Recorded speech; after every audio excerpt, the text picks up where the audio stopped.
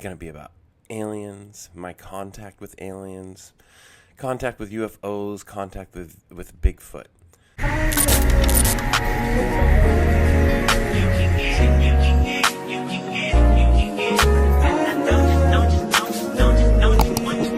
Every second, every minute, man, I swear that.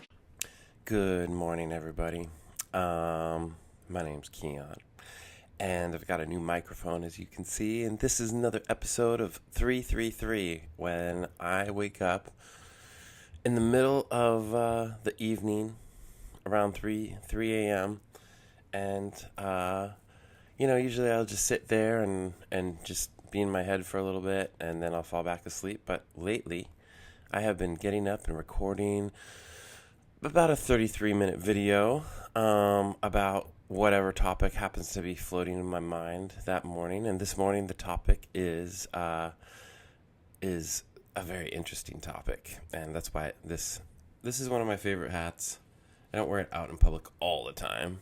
Usually when I'm going to be performing in some way, I'll wear it. But today's topic is going to be about aliens, my contact with aliens, contact with UFOs, contact with Bigfoot.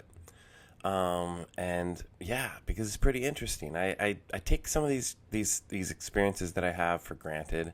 I've had a lot of really interesting experiences over my life, a lot of really cool stories that I'm sure I'll get into in one way or another. There's just too many to even think about. But recently I was talking to somebody, and I was telling them some of my experiences, and they were like, "Whoa, dude, you really should be talking about that stuff." And I was like, "Yeah, cool, all right." And so I think we did an interview that for some reason didn't get recorded. So this is going to be an interview with just me, and I'm realizing more and more that this is just an experiment. Looks like me and one of the other members of the Soul Creator community are going to be starting our own little talk show called The Rainbow Connection, and that is where it's going to get real. And we're going to have guests, and we're going to have interviews, and we're going to explore all topics from the future of humanity, heaven on earth, and what that actually looks like, how we get there, alien contact, Bigfoot, interdimensional beings, all the things, and it's not going to be like stories of what people said. This is going to be real life interactions. It's going to be one of the most interesting stories or interesting shows ever, and it's just starting, so it's so exciting. But today, I am going to be talking about, some of my stories around aliens and UFOs and Bigfoot and what that all looked like.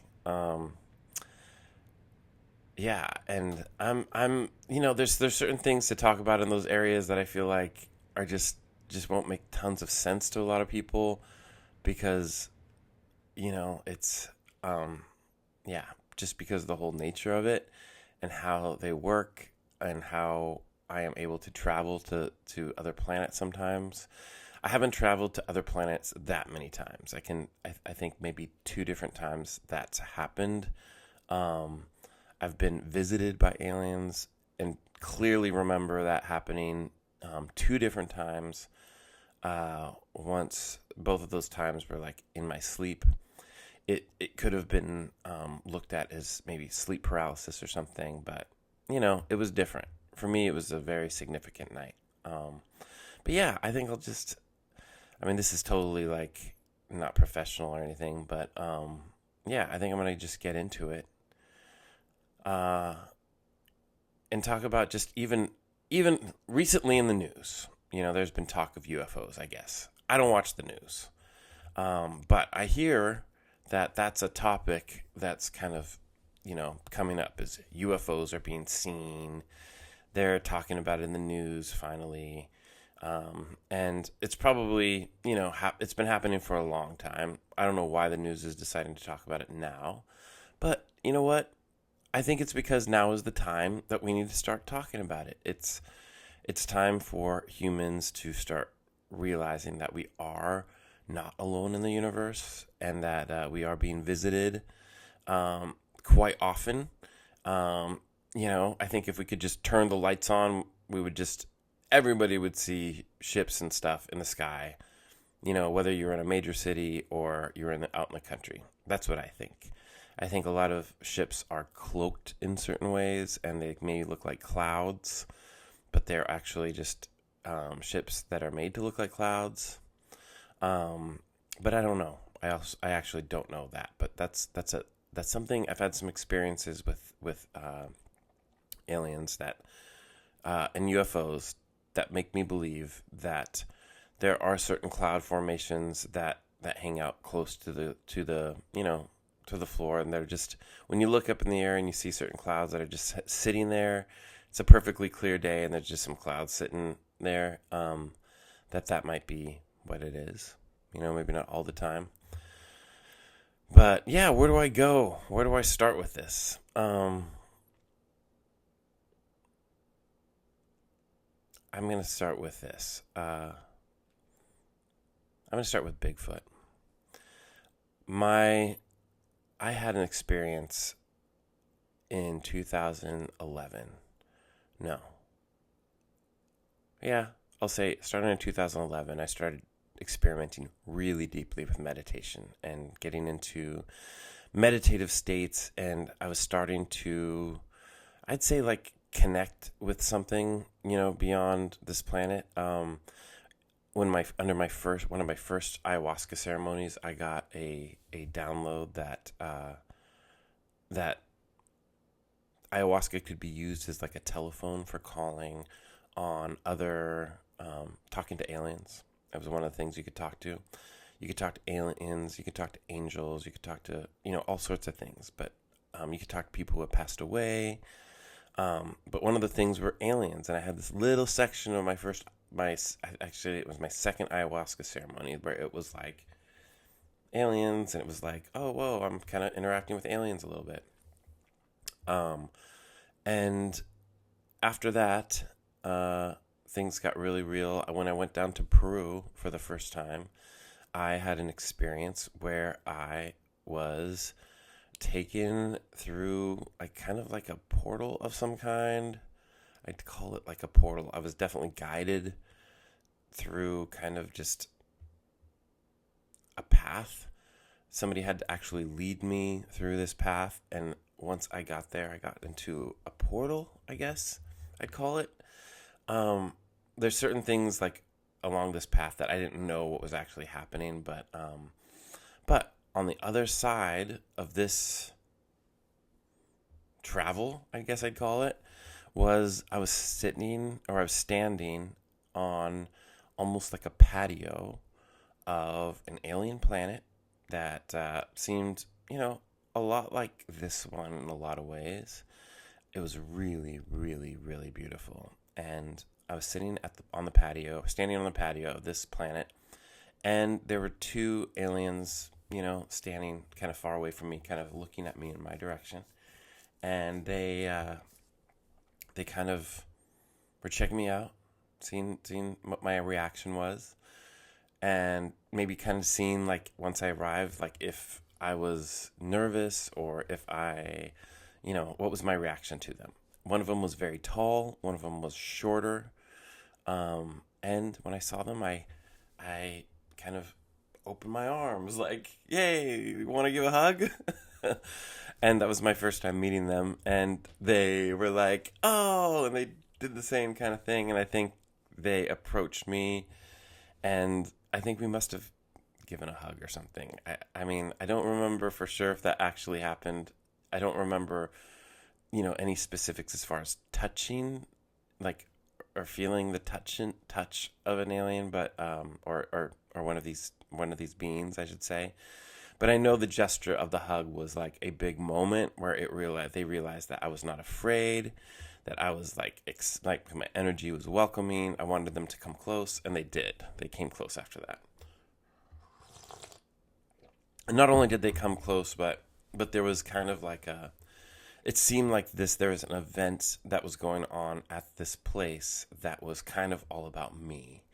And there was, as soon as I showed that I was not afraid, a bunch of different beings from other planets, like a lot of different races, almost like in that scene from Star Wars where the the alien Congress. You saw all the aliens from all over the universe or the galaxy were showing up, and they all looked a little different. That's kind of what it was. But these were very like happy, I'd say, beings. They were very happy aliens from other planets, and they were all different. They looked a lot of them looked very humanoid, I'd say. There weren't any like blob like aliens. They all kind of looked like us in a lot of ways. Some of them were maybe even indistinguishable. I remember one person very clearly like looked like kind of like a heavy set kind of like mountain man, and he was like doing these meditations and creating these little portals, and was some sort of a shapeshifter of some kind. Like these beings could shift between looking like humans and going into animal forms. But this planet that I went to was really, really freaking beautiful, where you could they were very much at living at peace with nature. They like there was just an overall vibration, and like the patio that I was standing on was actually like almost like a living patio that was from a tree, like the inside of this place of this building, I guess I could say, was an actual tree, and the tree was alive. Somehow these beings of this planet could communicate to nature, to these trees, and say like what they wanted their dwellings to look like, and the trees would grow into that formation and have like a living home where these beings could go inside. And this patio that was completely could support them was like a living leaf or tree. I just remember it was all, everything was alive. There was no like cutting and shaping of wood or materials, like the nature itself, the plants and the trees could be communicated with and would just grow into the kind of dwellings that these beings would want to live in. And what we were the place that we were actually having this event at was a living tree. And and I remember one of the things that was the most beautiful thing about this place was that there was these women. There was a lot of beautiful women. I remember noticing that, like, it seemed like a very female dominant, well, not dominant, but just there was a lot of women. There was a lot of female characters around, and they were the ones that were giving me a tour were female. And I don't know if that was just because it was for me or if that was just the whole culture, but there was like a male, that the mountain man guy was a male, and I do think a lot of the other, there were other alien beings that seemed male, but a lot of the women, there were a lot of women that were giving me tours around the place, and they were very beautiful, and they showed me how they would have these plant essences, like flower essences, like maybe like doTERRA or whatever, but different. They would have like the essences of these plants, and what they would do is they would put them on their skin, like on their, like they would take like a rose or something and put it on their skin, and they would have like the rose tree or the rose plant like grow around their bodies and create the most beautiful dresses and clothing from these living plants, similar to the way that the trees would grow into house formations. They would put these different flower and plant essences on their bodies, and they would grow into the most beautiful clothing that I can imagine. I remember seeing it and was just like, whoa, wow, that makes a whole lot of sense, and we can do that in the universe. And yes, I guess you could, because they were doing that, and there were even like creatures that were kind of like mermaid-ish on this planet, and they would do similar things with like plant life, or they would have like shells and different things that would decorate their bodies.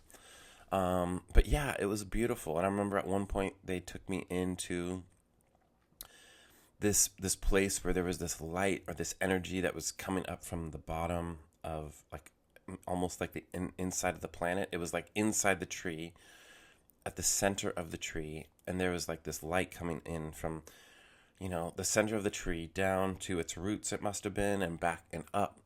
And there was this light, and they told me, they were like, this is our currency, is what they said, and our currency is love, and this is love. So and there was something about where everybody just did whatever they wanted to do, like whatever it was that was like the most exciting for them was like was your job, and everybody just did what they loved, and that was their job. And the money was this like, it was just like complete and total paradise, like what we would look at as just a complete and total dream world. And it was just their reality, their everyday. This was what kids were born into. This was the normal, and this is what they grew up in. And there was like teleporting and stuff, obviously, so that there was obviously travel. There was many different races of aliens there, and they all seemed to be getting along really, really great too. Like there was no fighting, there was no war. I'll say this, the vibration, if this makes sense, was so good. Like I felt like I could not be there. Like my vibration was too low for this place in ways. Like I could feel like almost my heart was being like, it was almost like if you were to go in the ocean and go too deep into the ocean, and you could feel your heart being like kind of constricted or something, like the pressure. Like there was like a pressure that I felt from the goodness, the joy, the love, the overall just beauty of this place. It was what created a pressure around my heart that made me feel like I can't be there that much longer because I was going to die. And I remember at the very end of my visit to this place, I turned to them and I was like, hey, I'm sorry, I can't be here much longer or I'm going to die. And so I said, I can't come back until I'm ready. And I left. But then, I remember even the next day, I was just like, why did I make the announcement that I can't come back until I'm ready? Because I was obviously there, and it was so good. It was so good experiencing that place. I wanted to go back so badly. So that was one experience. And then, later on after that, I in my meditations, I started getting this download, this message that said, hey, you are going to go live in the forest for a little bit and have this experience of living in nature. And I had done a 10-day fast in nature, or in the forest, which was really good. I called it the University of Nature because it was like nature came and started talking to me and started teaching me about all these different things about nature that I had never even thought of or imagined. It was very early on. It was probably like 2000, I think it was like 2011, 2012, actually, I think. And then, so that had happened, but this was closer to around 2014. I had started to get a message that I was going to go into nature and live there for an indefinite amount of time. And, there was a message saying, I was really obsessed with ascension at the time. There was a message at the time like, hey, this could be ascension.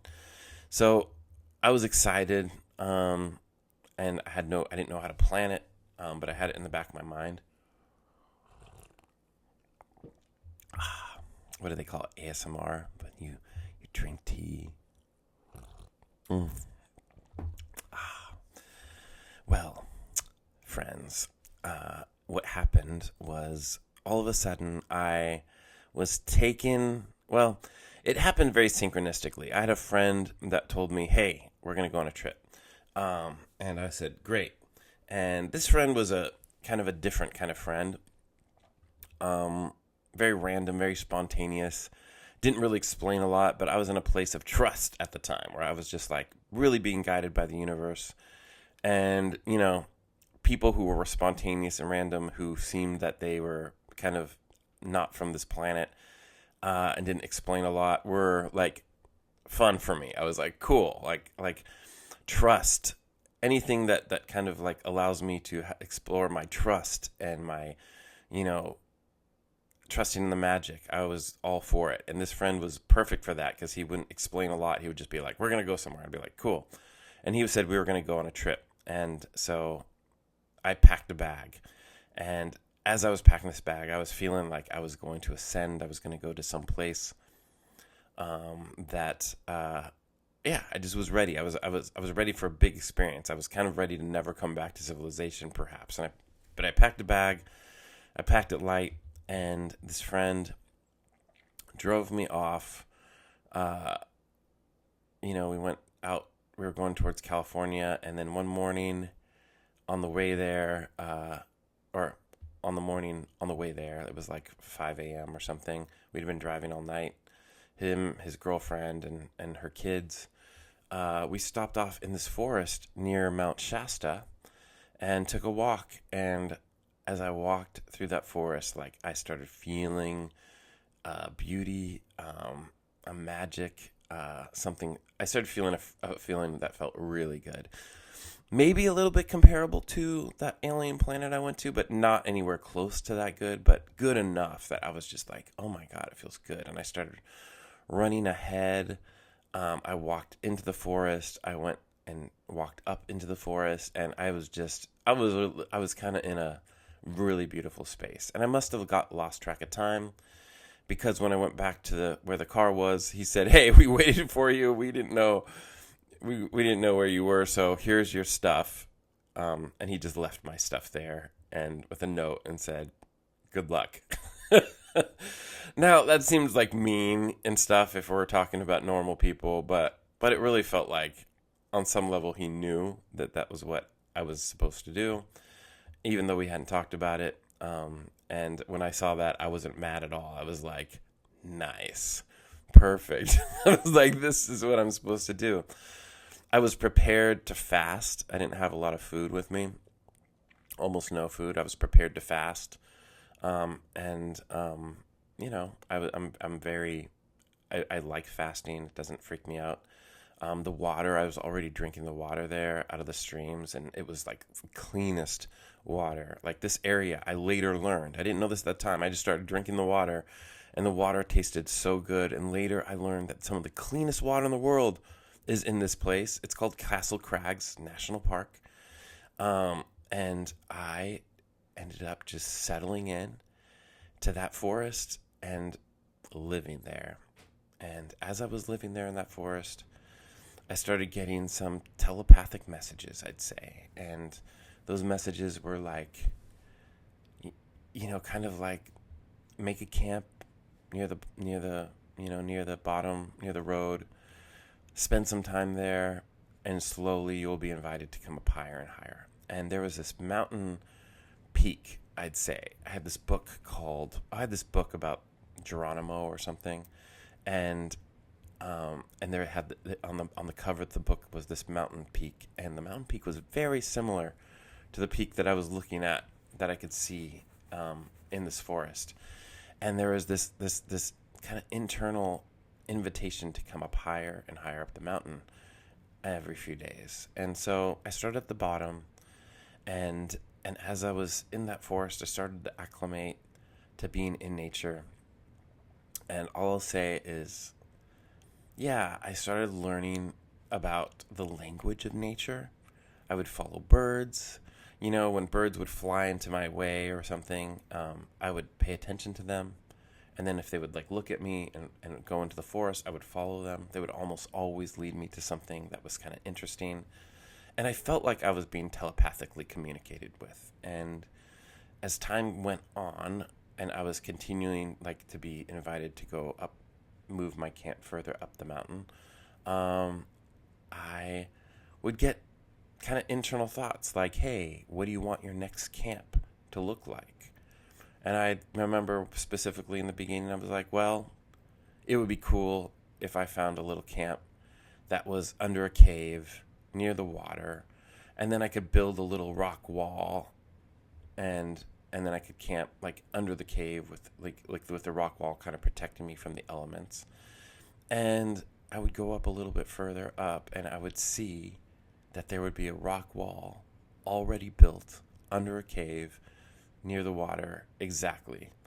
And so things like this started happening to make me realize that, oh my God, like there's something out here with me. And I started to believe that that thing was Bigfoot because the rocks that were used to build this wall were pretty big. And so yeah, I don't know how that worked. I don't know if they were showing me pictures of the camp that I was going to be led to, or if they were building it for me as I was heading up. But there were other things like I would find these antique Coke bottles that there was a local guy that found me in the forest, and he decided to start helping me. There's not a lot of people around there, some hikers, but there was a few people that found me. One guy who found me was a guy named Shay, and he kind of like adopted me. He was like, who is this person living in the forest? Like, it didn't make a lot of sense to him, but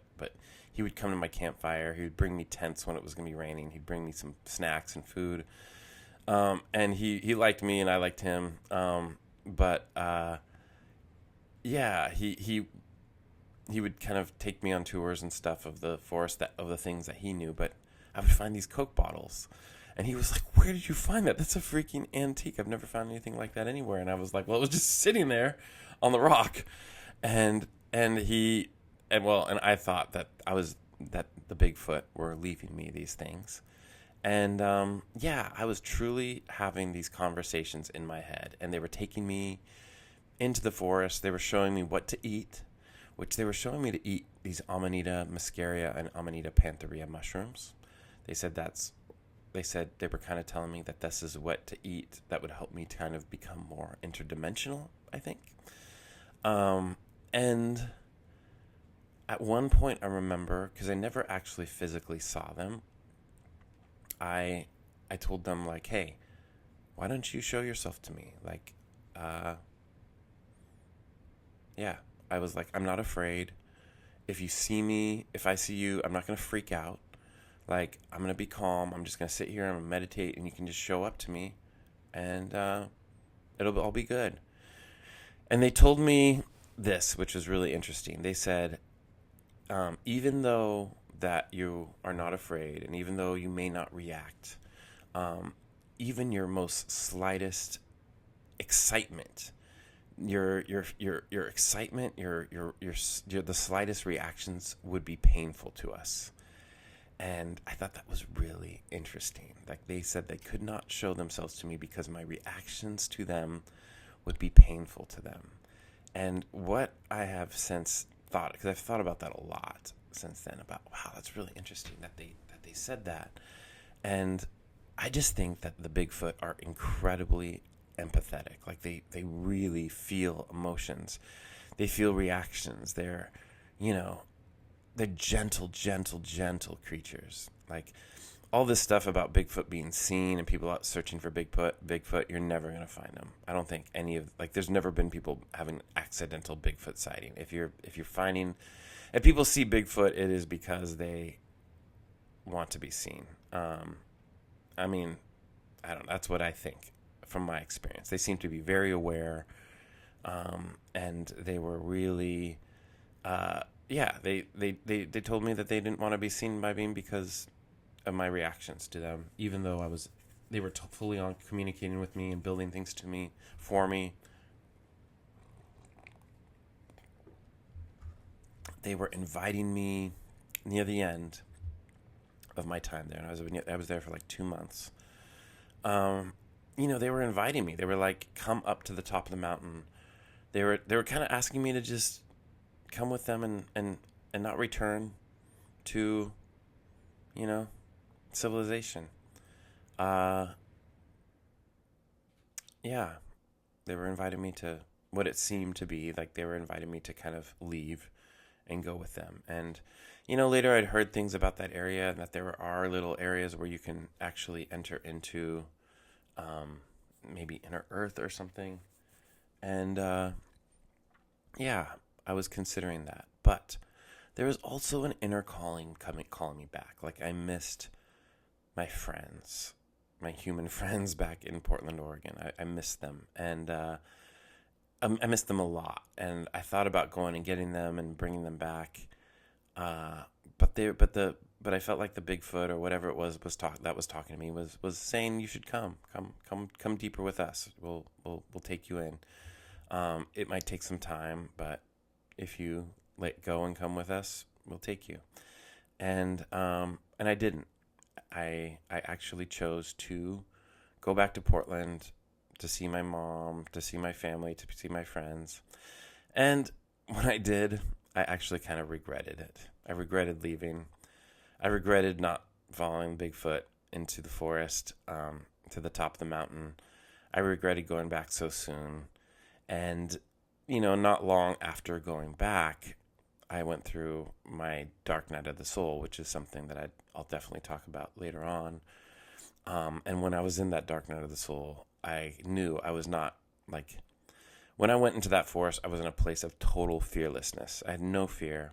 I was complete trust that I was cared for by the universe and loved, and I had nothing to fear. I didn't have to fear animals. I didn't have to fear anything. I was totally being held, and I was. There was nothing that happened to me on that trip that made me feel like that I was in danger ever.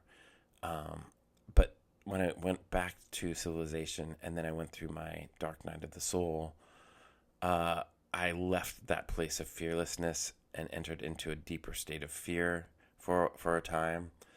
And during that time, I remember feeling like I fucked up. I remember regretting so much that I left and didn't follow the Bigfoot into the forest.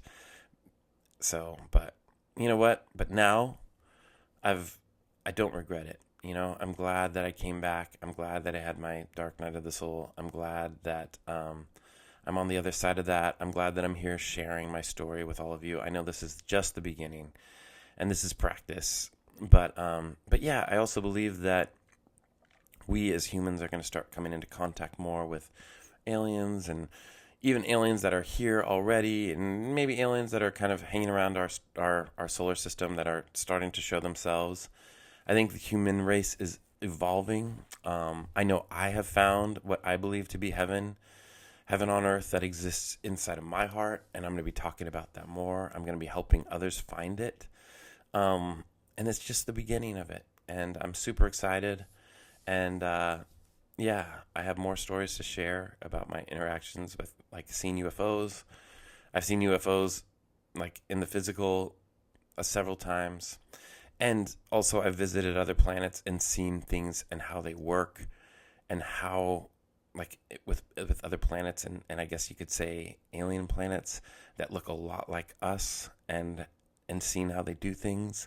That has shown me kind of some core areas why humans are so damaged, and why we're, at our core, I think from a very early age, we kind of are hurting, and we naturally are not super connected to each other, even though love and connection is where it's at. That is the joy and the spice of life, connection and love, and that's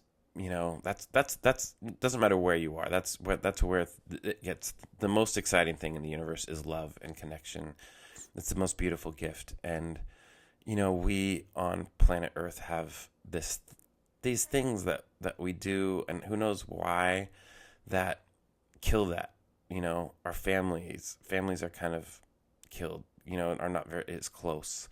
And yeah, so I think we're going to be learning a lot. And from what I understand, it's going to be a gradual, period of slowly helping humans to understand that there are other beings in the universe. They do have different ways. They do things differently. We get to choose how we want to live going forward.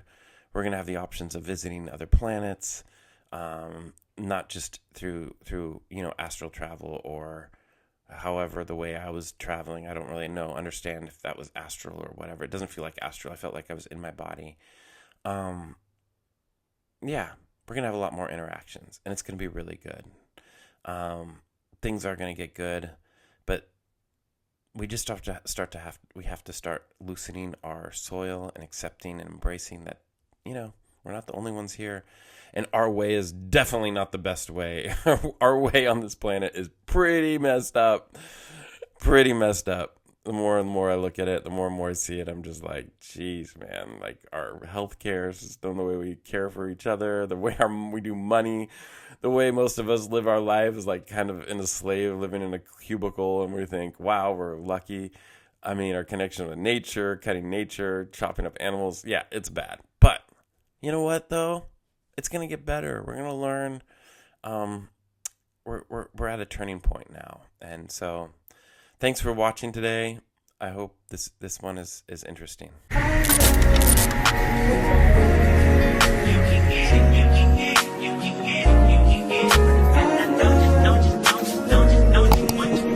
Every second, every minute.